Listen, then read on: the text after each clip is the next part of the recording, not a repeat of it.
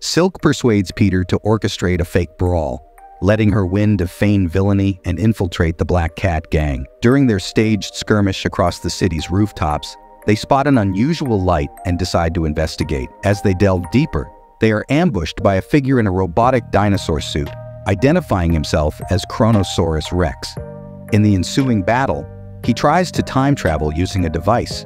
Despite Peter and Silk's efforts to stop him, they inadvertently get caught in the time travel and find themselves transported years into the past. Rex attempts to leap further back in time but fails. Peter, realizing the risks of altering history, tries to reason with him. Their discussion is cut short when they are attacked by Hydra agents, who reveal that they engineered Rex's suit, which he had stolen. The trio reluctantly bands together to fend off the agents.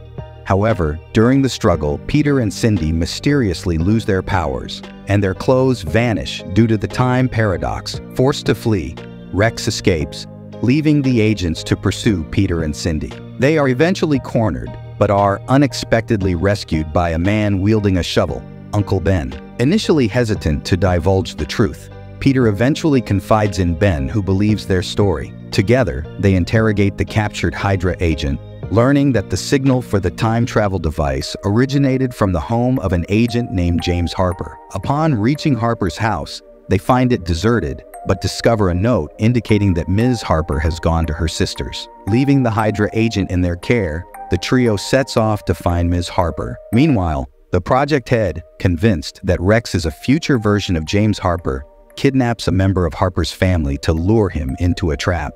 As they head to Martha's house, Ben converses with the future heroes, with Peter using the alias Tony Richards to conceal his identity. Along the way, Cindy catches a glimpse of her past self with her then-boyfriend Hector. Cindy wants to go and tell herself not to get bitten by the spider so she doesn't get locked in the bunker, but Peter and Ben convince her it's too dangerous to change history. Upon locating Maria at her sister's, they learn of her pregnancy and her falling out with her Hydra-affiliated husband.